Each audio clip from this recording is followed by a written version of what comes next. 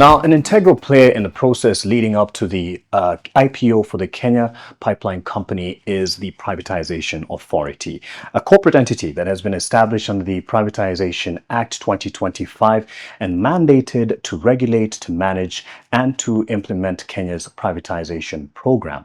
That's why we are here at their offices and with none less than the Managing Director, Dr. Janerose Omondi. Thank you for allowing us to come into your office and disrupt your day. Good morning, Mark. Good morning. Welcome to the authority. Asante. We'd just to see where the process is at, where you fit in all this, because I know you are doing a lot of crossing T's and dotting I's. Yes. Yeah. Welcome to my office, okay, so that we can have a seat and have a chat. Sure. Asante, Thank you. Thank you.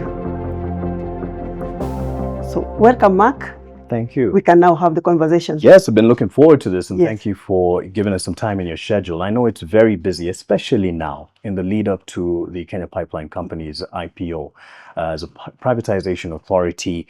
Just explain to us how you come in the process. Was it from the onset of the announcement? Will you go silent after the bell rings, or will your mandate still continue even after? So now, to just take you a bit back. Yeah. So the mandate of the authority, as you rightfully said, is to implement Kenya's privatization program. So Kenya Pipeline Company is one of those entities on this program. And therefore, we came in immediately that program was published.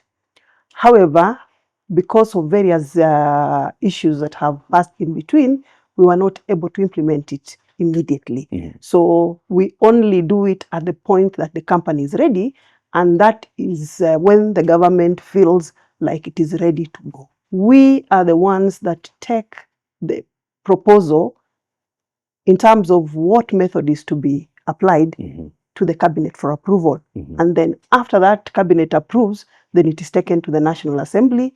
And once the National Assembly approves, then the authority implements that proposed method. Mm-hmm. So we are the ones who kicked off that method. Okay. Of course, the method is one of the methods provided for in our Act, the Privatization Act 2025. Mm-hmm. And it is the most preferred. Why is it the most preferred? Because it is all-encompassing. It brings in many investors, and the public has a chance to also participate. And to own in the process Yes. as well, and even in the shares in the future of Yes. KPC. Yes.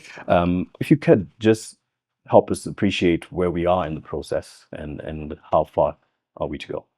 We are through the approval processes. Okay. That paved the way for us to start the implementation. So the beginning of the implementation is bringing on bond transaction advisors, Mm-hmm. and that is a requirement under the CMA regulations that we bring in transaction advisors. So we onboarded transaction advisors who have gotten in, they have done their due diligence, and we are almost coming to the tail end. Okay. Part of that due diligence is to just check that the company is ready for listing. And key among the outputs for these transaction advisors is a proposal on how the shares will be allocated to different sectors of the economy. And one of them is institutional investors, local and foreign, Mm-hmm. retail investors, local and foreign, employees of the company, and retail investors actually speaks to every Kenyan, Yes. including the mama mboga of this country, including the borders, because this company is theirs and they need to own a stake. And from your position as the privatization authority, it is clear that the benefits are open to all, even the youth and the young who can also invest in the future of the Kenya Pipeline Company. However, in the conversation and in the anticipation of this, there is a question of loss. Privatization equals some form or aspect of loss. Do you feel this fear is valid? And how do you address it from your position? So from conversations I've had with various Kenyans, Yeah. there are several fears that they express. And key among them is loss of public control. This could be true looked at from the point of view that government owns 100% of this company, and now it is ceding 65%. So that control then moves. But who does it move to? it moves to the public, because the 65% is being offered to the general mwananchi, institutions, individuals, everybody, including the huge population of the youth that we have. The youth now have an opportunity to take up to 15% stake if they have the money, and that is substantial. So control is moving from government to the normal mwananchi. The other fear that there is loss of employment. And most of the time, people have seen that when the entities are taken over, not necessarily from government to private, but even from private to private, it usually is accompanied by job losses. However, in this one here, if the company continues to operate the way it has been operating, then that fear should not be there, because the company can then only grow, because this IPO is an avenue to raise more finances, more resources into the company, and therefore the company is going to expand. And in that expansion, then we can only create more job opportunities. There is also the fear that the public will no longer oversight this company. However, the company can still be oversighted by the public. First, as part owners. Secondly, this company continues to operate in this market, and the public can hold it to account. And then finally, there has been the fear that there will be opaqueness. But listing makes a company even more transparent, because there are reporting requirements that are required. They have to publish their accounts.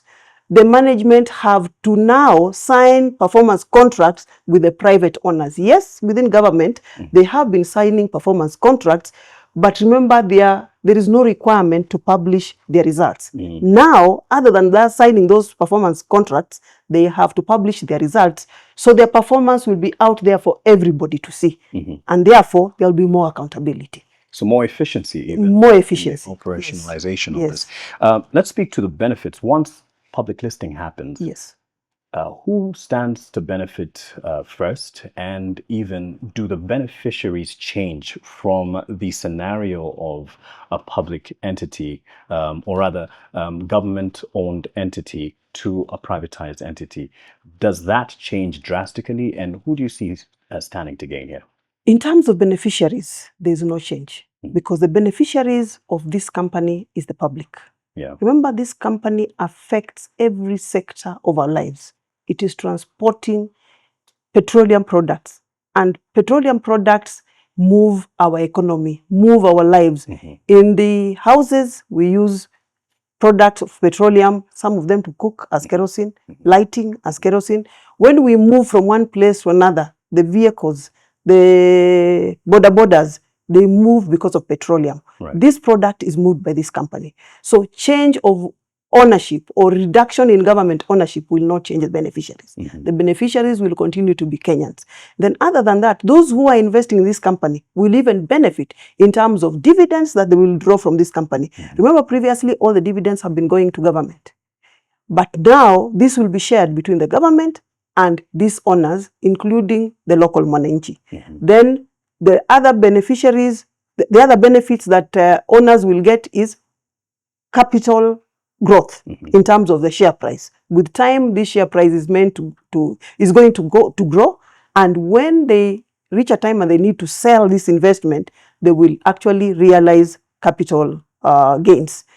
Other than that, also we have efficiency that will be brought in by the private sector. And I'm not saying government is inefficient, but there are laws within the government that need to be followed that sometimes may not be that efficient as in public sector.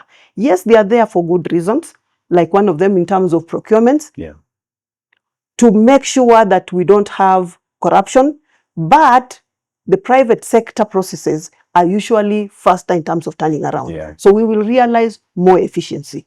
And finally, there will be growth in terms of taxes being paid to the government. When the company expands, because we will put in more resources, then there is growth in revenue, and therefore there will be growth in taxes. So the common mwananchi, even that one who has not directly invested in this company, will feel the benefits. because of more taxes. Now, there's a lot of responsibility and weight on your shoulders as this IPO comes closer to actualizing it and seeing it as a success.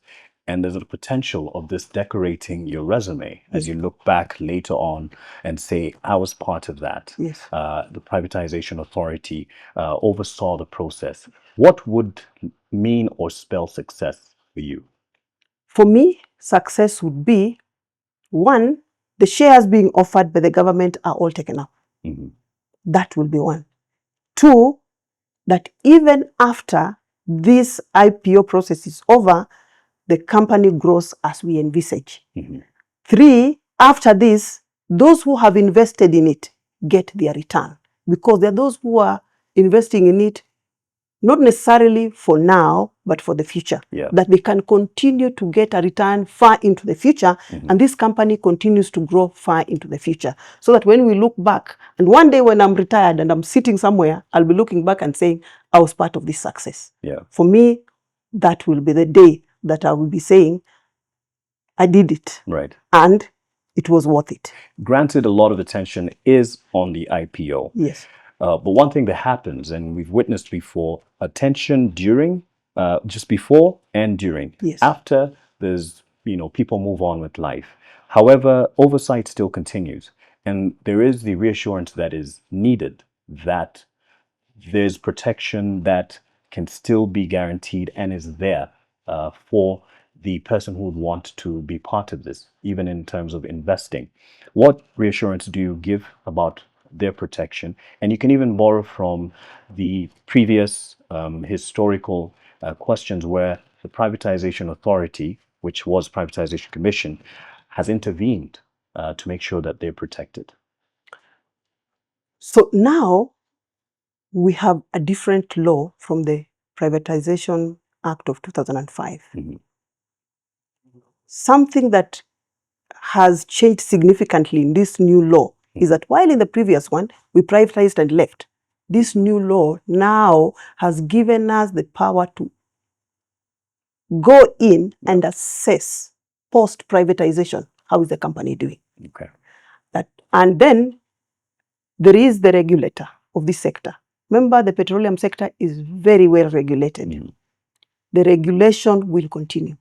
So with the regulation in place and government now being a minority, you're sure the regulation will be real.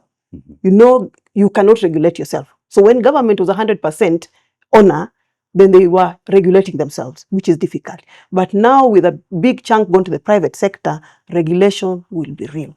And then finally, government will continue to be a significant player. A 35% stake, that stake is still significant for government to ensure that the company operates as is envisaged in the plans that are being made as we go into the privatization. Thank you.